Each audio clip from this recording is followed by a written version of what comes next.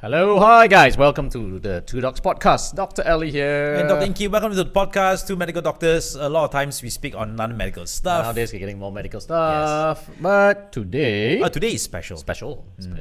So it's always special when we have someone on board. That's right. And today we're quite fortunate to get one of the, I would say, influential persons in Muay Thai and in the fight industry. Industry. He basically fights for a profession. He basically encourages you. people to takao. Yes, he basically punches people and get paid.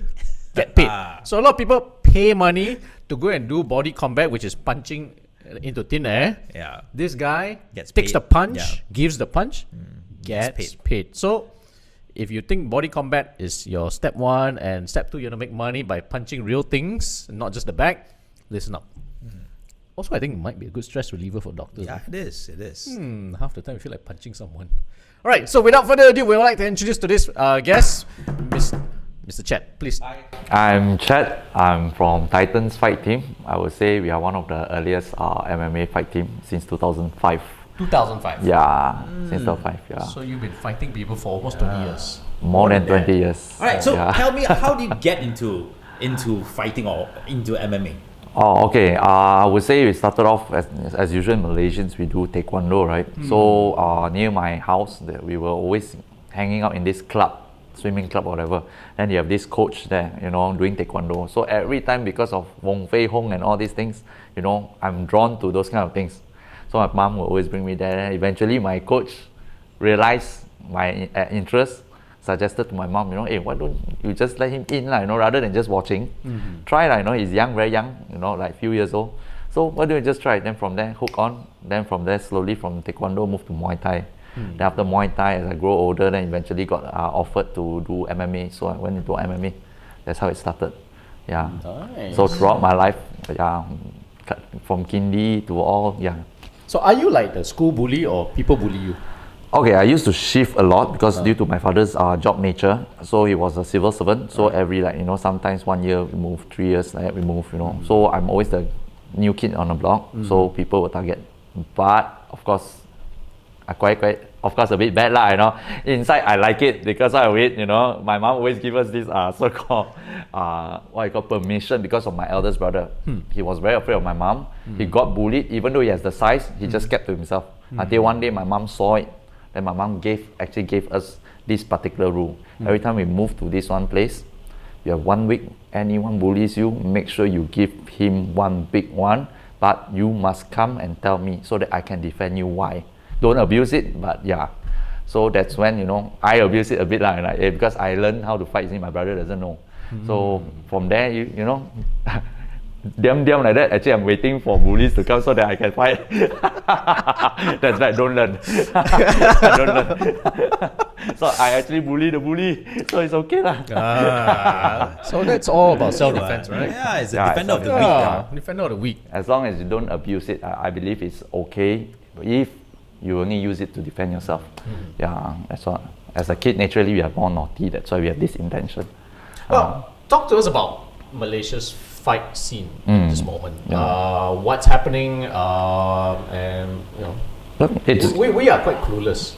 It's actually growing compared to the days that we were doing. We don't have many gyms. Like I said, how we started the Titans fight team. It's actually non-monetary at first because we have not many choices. So my friend actually invite me to his place to use for free, so we can train him for free. Eventually, I have a partner to train with. So that's how it started. But now you see everywhere, in every corner, every daerah, you see a lot of gyms, Muay Thai gyms at least. We have started off taekwondo, karate, right? That one is already massive. But full contact, I would say full contact sports like Muay Thai, kickboxing, MMA, wrestling, and all these kind of things, jiu-jitsu and all this, you see it everywhere now. And the price keeps going up, especially when it touches BJJ. It's like, wow, your fees can go up 300, 400 plus. It's not cheap. Okay. So practically, the scene is coming up because thanks to like one championship, this kind of promotions coming in. Then Muay Thai is also coming up because thanks to our so-called the president of the association, he's doing a very great job. Trying to promote Malaysian fighters and all overseas, and he's doing a good job. So all these slowly go up, the full contact sports. But now the other way around, instead of going professionally, last time we have no choice of amateur. They are coming up with a program because they want to enter Olympics, right? They have to create the amateur side. So most of the fighters now, they enter the amateur side now. Okay. Yeah, trying to go through the program to go into Olympics and all these kind of things. Right. Yeah. So for those who do not really know about martial arts, right, what is the difference between MMA versus Muay Thai? Okay, now you see a lot of gyms having MMA class. Yes. But the fact is actually MMA, okay, based on my understanding, a lot of people would have their different. Based from the earliest days, MMA is actually a rule set for wrestling versus Muay Thai versus Jiu-Jitsu. So they cannot have only one so-called one particular rule set. It's unfair for the wrestler. Is it? Oh, when you fall on the ground, stand back up. Or Jiu-Jitsu fighter, fall on the ground, stand back up. It will only help the strikers. So they came up with this rule set whereby, you know, it's fair for everyone. Even on the ground, you can still continue. So it depends on how you want to escape or whatever. You know, you can only win through submission. That means you give up lah, in a way, or knockout. Right? Of course, no eye gouging and all these kind of things, minimal lah, you know. So this is what MMA is. It's supposed to be a rule set, not a martial art. All right? But there are martial arts that does almost everything, like, you know, sambo, pancration, all these kind of arts, whereby it's already full. Japanese jiu-jitsu, you have punches, they teach you how to punch, how to throw, and how to submit. So these are martial arts. The syllabus has all of this. MMA is not, it's a rule set. When it comes to Muay Thai is a Thai so-called martial art, the art of 8 limbs. Right? If you see the, I would say, the Ayutthaya region, like, you know, last time, the olden days, Myanmar, Cambodia, all this, they have the similar kind of art. It's just slightly different. So Myanmar, you have left way, you know. Then you are Cambodia, they have their own martial art, you know. I forgot what's the name already. Then you have Muay Thai, because it's more advanced, more people doing it. That's why their standard is higher, because they have more competitors. So like left way is out of 9 limbs because you can headbutt. Oh. Yeah, they fight without gloves. Okay. They only tie their, you know, have you seen the glove with the ropes and all? Yeah, that's left way. So they can headbutt and everything. So if you look at their face, literally mess up usually because you get headbutt so often. Okay. So Muay Thai fighters naturally 8 limbs because they don't have headbutt. Okay. But their standard is higher because they have more competitors. It's natural. So the rest of Vietnam's so-called Muay Thai or whatever, it's extinct. That's why you don't see it anymore. I've never heard of. Yeah, they have it. They have it. They used to have. I mean, I've forgotten about the name as well, but they have it. They used to have it. Then it's extinct. Oh. Yeah, so left Thailand now. They have the money to push it. So yeah, it grows very big until Malaysia. So this is the most popular form. Yeah, for striking. Full contact striking. Yeah, because we still have karate and taekwondo. Don't forget. All right. But in terms of full contact, I would say Muay Thai is the current most famous striking art. So you say full contact. That means what? Taekwondo, karate. Those are not full contact. Yeah, because what do you mean by not full contact? Now what you see in any sports that enters Olympics and all, they're amateur, because first thing, safety comes first. Secondly, it's a sports. Point system. Okay, so you see how taekwondo has evolved from olden days where we learn. You have very little pads and it's full swing. The objective is always the best to knock out. Then points, secondary, right? So that is considered semi-full contact olden days because you don't have shin pads and everything. It's like professional. So when it goes to Muay Thai, it's the other way around. They don't have amateur last time. So even the youngest kids, right, they go through full rule set. You can elbow the face, you can kick without shin pads, least protection. So that's called full contact. Means the ultimate so-called judging criteria is damage, not points. Points come secondary if both are still standing throughout 5 rounds or whatever. Then only they see who has so-called more advantage. And the point set is about, they call it 9-10 point system. It's not like, oh, hit once 2 points, hit once 3 points. No, it's 9-10. Means whoever who wins that round based on the advantage, the judge based on experience they see, they get 10 points. The loser automatically get 9 points. Unless foul, then they minus 1 like that. That's why you always see, they always say, oh, 10-9, this round, 9 round. That's how it works for professional full contact. So full contact is that. But if you want to enter Olympics, like that's why now you see Muay Thai, you have amateur Muay Thai, wearing all the vests and all. That is for amateur to enter Olympics. That's why they are trying to push the sports into Olympics. So all kinds of sports that wants to enter Olympics needs to go through the amateur side. I see. For jiu-jitsu and wrestling is different because you don't get punched, but it's more of controlling submitting and all. Yeah, so it's a very different thing. Okay, so how has MMA evolved from the time when you first joined and until now that you are training? I would say evolve a lot. The new fighters, I would say they are more prep, because olden days, like I said, it's very traditional. You can, like first UFC, if you see, it's practically, really you can see taekwondo versus kung fu. I'm wearing my traditional, uniform, so I don't learn ground grappling at all. I'm a striker. I come in with my pure striking art. Even my striking is kung fu, is pure kung fu. But whatever fighters that you see now, they practically, most of them don't have a proper base. For us, like me, Muay Thai very solid, taekwondo very solid. Then only I move on to grappling to add on one more arsenal. But my base is very strong in one part. Right? Most of them now, I wouldn't say jack of all trades. It's a two-in-one thing. They are jack of all trades, but some actually manage to excel. So when they go in, they're actually better than the olden days. So because the Sifu already give them everything that they've learned. So they go in with the best weapons, with sports science some more. All the exercise and strength conditioning, they become a better fighter compared to last time. So it evolves until like that. The fighters are very all-rounded. Then that's why you see, but the boring part is, you see all the fighters, they're almost the same. Because everyone learned everything. Yes. Last time it was the drama. So last time it was this style versus this style. Correct. So it's a very distinctive style. You can see the difference. Yeah. Then there's drama. You see, wow, this group, ego fighting, boxing is better. Then people like to see that. And Gracie came up with MMA because he wanted to prove, Gracie Jiu-Jitsu is the best. So that's why they started this. So back in those days, I prefer, if you talk about interesting, right? Interesting content and entertainment. The olden days one is better. Current one is you look at them plus minus with the same uniform, our pants and all. The fight style is also changed a lot, really. Actually, changed a lot. It becomes very hybrid and everything. Yeah. So now it can almost be considered like itself a Itself form of martial arts. Yeah, that's why I said it's like it evolves, become like, that's why you see there's a class called MMA class. But in the MMA gym, there's no such thing as only MMA class. You still need, Muay Thai, boxing, wrestling, they still give you this. Because you still need to learn this whole thing in order to join the MMA class. Because if not, the syllabus is just too wide. You don't know where to start. What's the take-up rate for women in this sports? It's growing. Now especially, majority of the women will only do two things most of the time. Muay Thai or BJJ. Because BJJ, they promote it that way whereby, it's healthy. At the same time, you have technique against power, which, this one I a bit disagree, but we will talk about that later if you were to ask.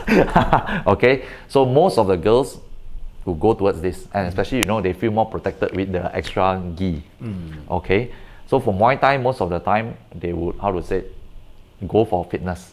If you don't even fight, you can still hit the bags for fitness. So these two are most appealing for ladies. But eventually now more and more girls learn BJJ. They start to go into BJJ. It's really growing. If you talk about wrestling, they don't want too rough, and all these kind of things. Boxing also, but boxing by nature, the marketing in Malaysia is a bit slow.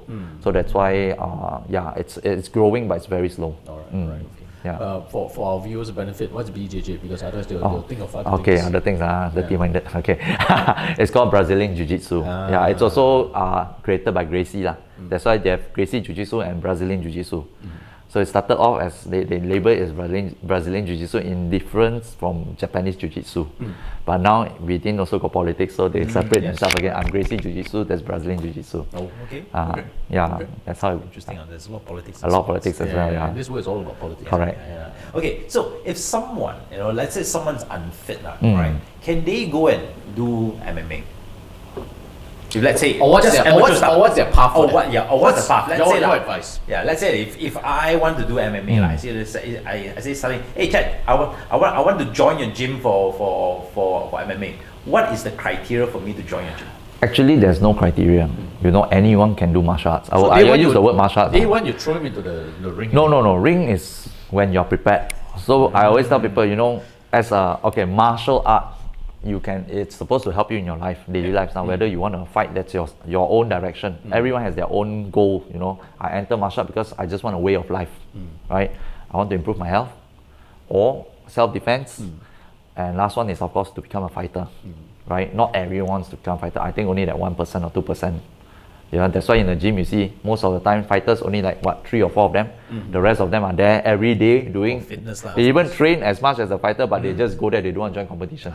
There are such people as well. So actually, there's no criteria. I always tell people, nobody looks down on you, right? No. The whole idea is you are there. If the boy were to look down on you, there's someone always higher than you.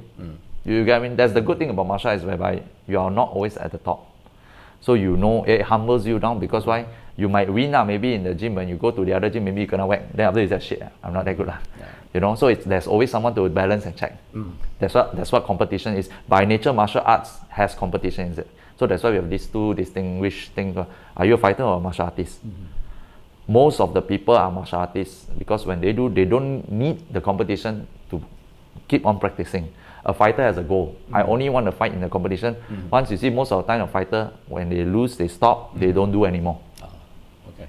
Right? They don't do. That's a fighter. Right. Means there's a goal, it's just a job. But martial artists, they love it. They do it every day. With or without competition, they do it as hard. That competition comes together along with it by nature. It's competitive. You need to test your skills. That's how it works in martial arts. So, like I said, anyone wants to learn, there's no criteria, because it will only bring you benefit. And no one will straight put you into the ring, you know, the guy will punch my face. I said, no one will punch you. The pads won't hit back, because you hit the pads more. Right? Until you have experienced slowly, bit by bit, basics, going through basics, slowly the coach will slowly put you into, you know, pair you up with someone else. And even that is the same level. Actually, the safer part is where you pair up with the professionals. Okay. Because a professional know how to control. So a professional can gauge how good you are or how bad you are, and they'll hold back. Correct. Even if they get hit or anything, because they don't fight using emotion, they use techniques. So practically they will attack you, but they know. Of course, the coach will tell him, hey, this is a new guy, you know, control. You know, they will know how to control. Most of the injuries we come from, even as a coach, right, is from a newbie. We ask them to hit the pads, they hit our head. Boom. Sometimes like, you know, what the hell, aim you know, because they don't know aim. We understand that, you know. So most of the time, if you partner up with a new fella, chances the injuries come from the new fella, not the professional. So what's his career path like for a fighter? Yeah, let's say I want to be a fighter. I'm in my 40s really. He's in his 40s, and I want to be he's a fighter. got back injury, bedridden before. Hey, Ken, no problem. Ken, I've had the same issue before. Back injury, I still continue. The doctor also say, hey, cannot. Ken, you have hope, Inky. You have hope. Just take it as a way of life. Like I said, a lot of girls come to me. Last time there was girls. I don't want to company. I just want to learn for self-defense. After a few years, they hey, got any small competition coming? Hey, last time you don't. He said, last time I don't know, now I know. See, it's all about knowledge. You know, once you understand, you're not afraid. Okay. Yeah. Okay. Now I have a good question regarding the competition.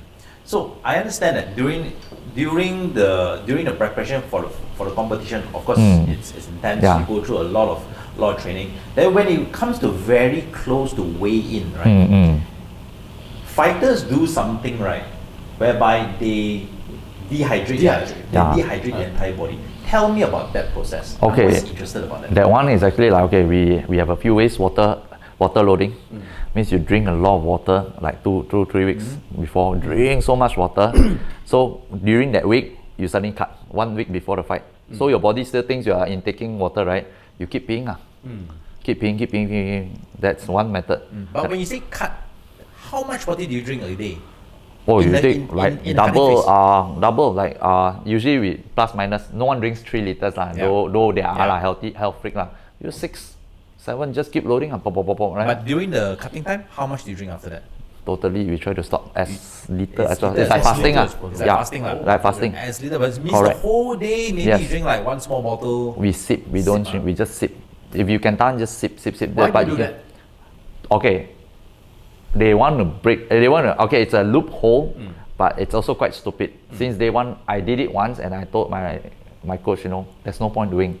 You know, secondly, you can't recover. Some people can recover fast, some people can't. It depends on the body. For me, my first time doing, my hands were tingling even after the, you know, replenish with everything, I tingling, couldn't recover well.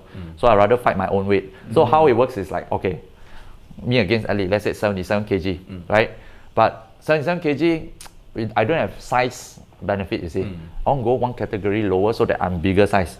So I try to cut as much to 70 kg. 70 kg, I cut, weigh in already, I eat back, assuming it'll go back 77 kg. My nature, that's why it's a very steep cut, you see, so that your body don't register the weight. So when you eat, you go back. So you have that size and power sort of benefit out of it, the loophole. But if everyone were to do the same thing, it's no more loophole. Freaking out, it's the same category. You also meet me back down again, it's you again. But everyone does it for no reason, like I said. So that's why one championship this time did a good thing is whereby they actually come up with water, the rule where there's they check your hydration before the weigh-in to make sure you don't cut, because they had a few fighters that died because of that. Yeah, unfortunate. No promotion wants that, but unfortunate because different body, some people can taste. This guy died 1 day before the fight. Oh wow. Before the weigh-in. Jogging halfway, sat down and just dead. Because dehydrated too much. And then you get all this correct. All this sodium and potassium yes. imbalances. I still remember running, the final week, right? Cutting no water, but you still need to meet your last 2 kg. They'll put some of the coach will put cycling machine in the sauna, ask you to wear your sauna suit inside for a final. That's why I decided, no man, I can feel like it's killing my own body, shorten my life, Yeah, serious. It's like your car engine without petrol or water, you just keep on, It's the same idea, That's right. So from that, thanks to sports science and all this, eventually, of course, those people who sacrifice themselves created the awareness, we need to cut it. That's right. So, What's the time frame between the weigh-in and the fight? 1 day before. 1 day before. 1 day before. Like Muay Thai last time, olden days in Lumpini, all this is the day itself, your fight day itself. So you cannot cheat. Very hard to cheat unless you cut long time ago. I want to fight 61. I maintain 61 all the way. But for like those, I would say more modern competition promotions like UFC, all this is 1 day before. So you can. That's why they can play the loophole. You see, most of fighters they come out, right. Once they go at the back, some of the because no strength. I've seen before on wheelchair come out like half dead, then they walk up with someone holding it, then go back down, then straight away IV.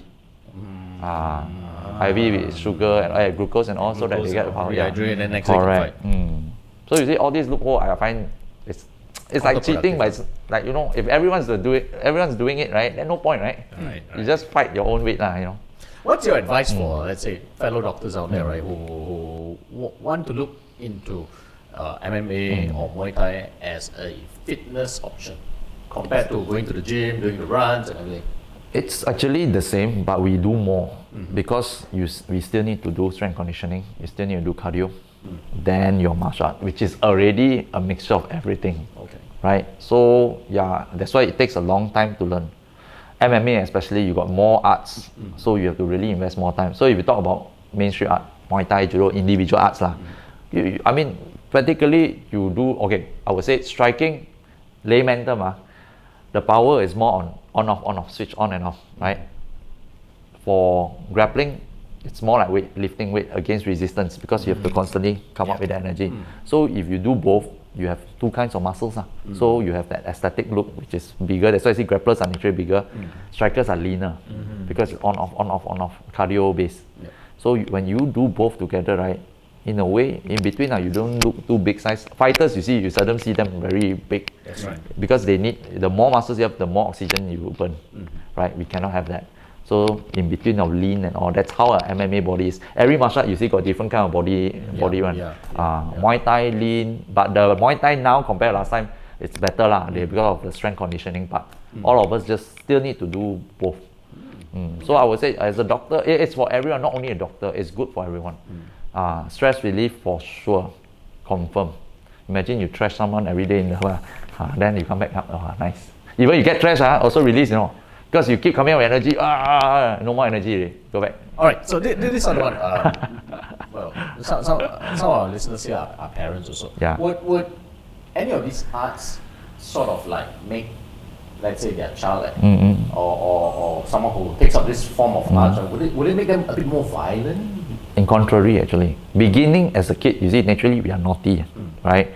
When you teach, when they are proud, they know they can do it, they tend to be a bit of abusing it, Most of the time it's like that. But after a while, once they fall in love with the art and they learn to respect the art, they'll only focus their energy there. Then plus, martial arts always teaching about moral values and all. The coach, of course, is of a big role on the coach as well. If the coach were to guide the kid well, eventually, they are very disciplined. They learn to respect people because, like I said, go in, first thing you have to bow. Every single martial art you go in, there must be a form of bow or greeting. So that itself really show you, respect and all. So it depends on the coach. Some coach, of course, like I said, there are still some coach that is a bit cuckoo. They don't walk the talk, So, but most of the time, if you put a kid in, Beginning, he'll be usually like monkey, you know, because they like it. That's why they keep doing it, right? But eventually, once they get a bit of maturity in them, then you'll see everything streamlined.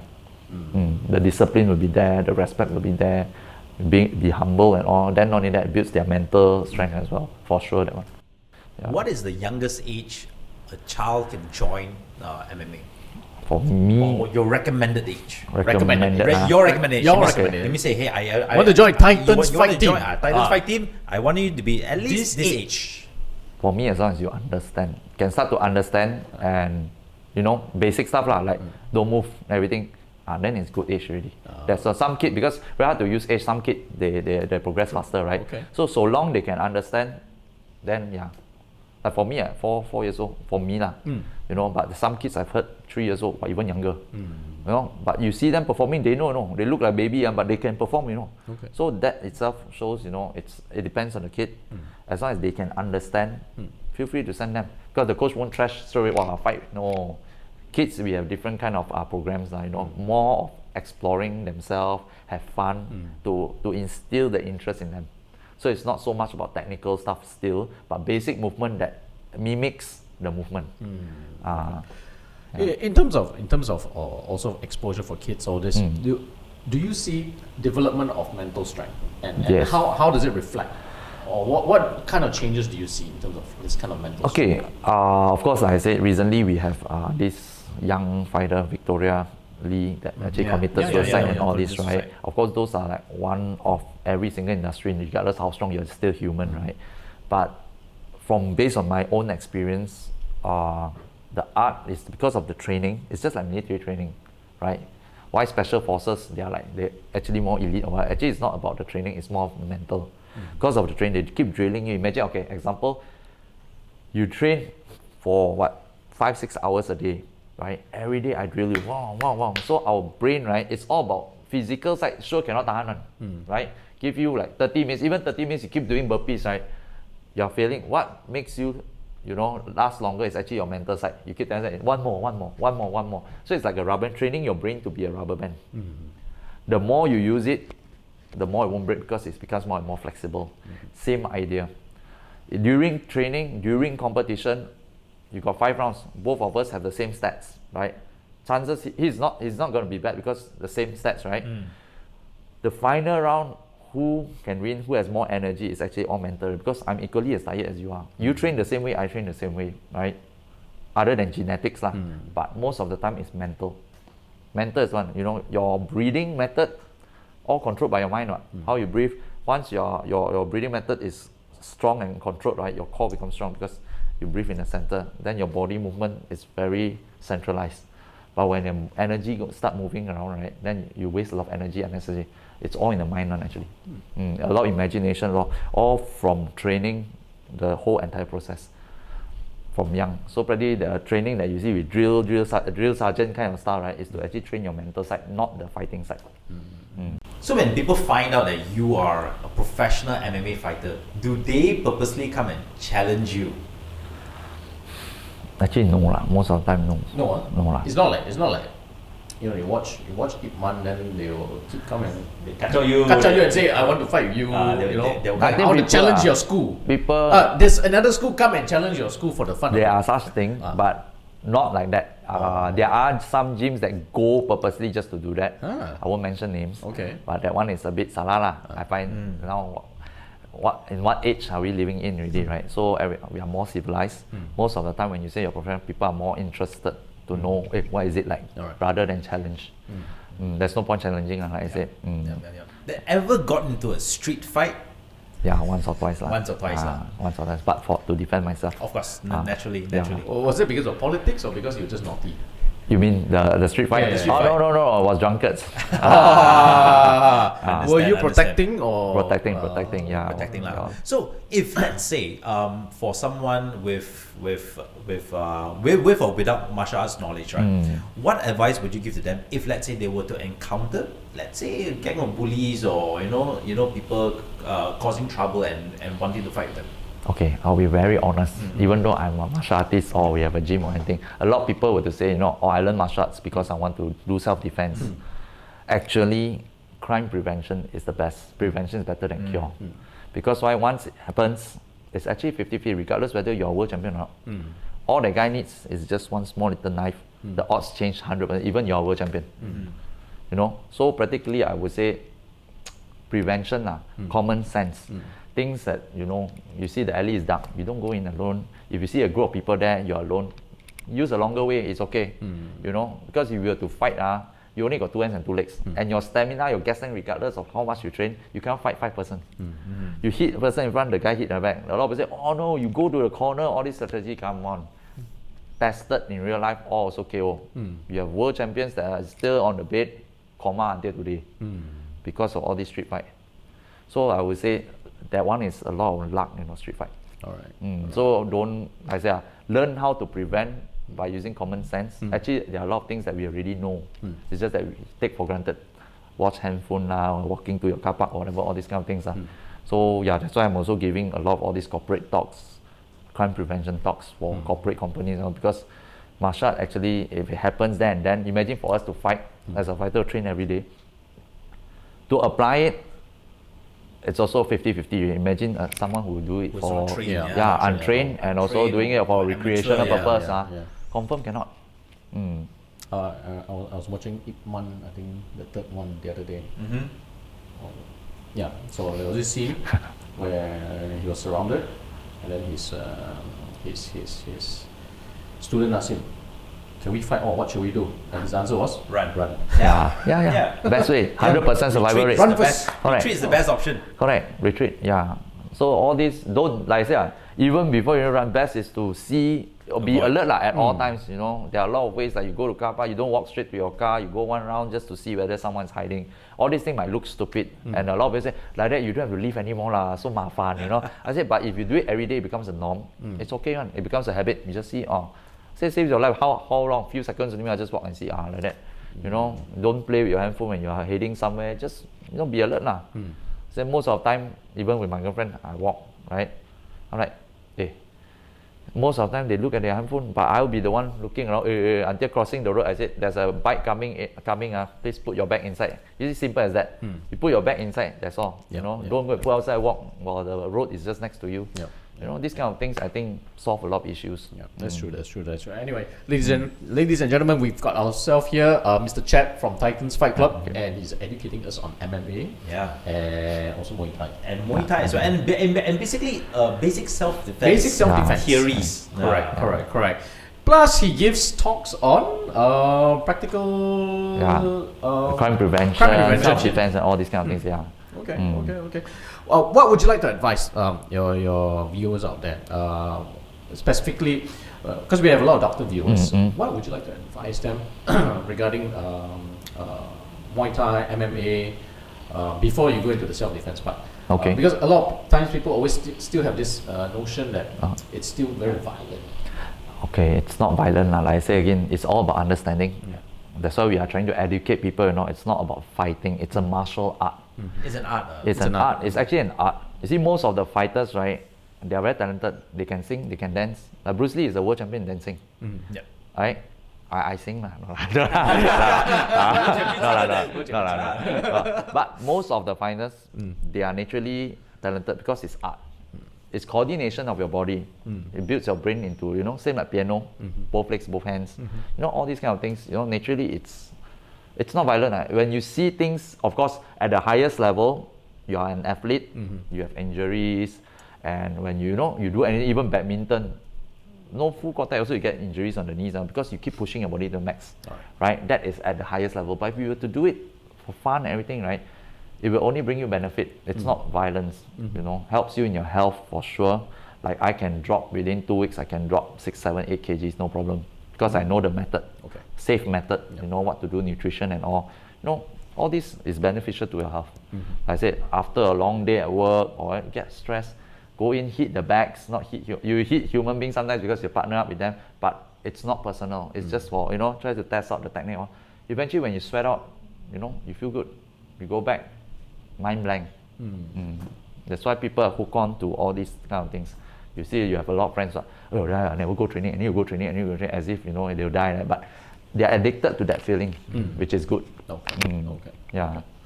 So there you have it. In case in your job you feel like punching someone, punch each other. no, I think it's normal. It's normal. I think it's a great way, number one, Yeah. to exercise. Number two, Let out the steam. To let out the steam. Let out the stress. Yeah, let out the stress. Let out the frustration. You literally get to punch someone. Yeah, exactly. You just have to picture the person and then hit check. It's okay.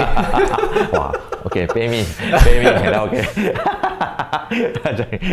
All right, parting words for safety and crime prevention. One last one for doctors especially.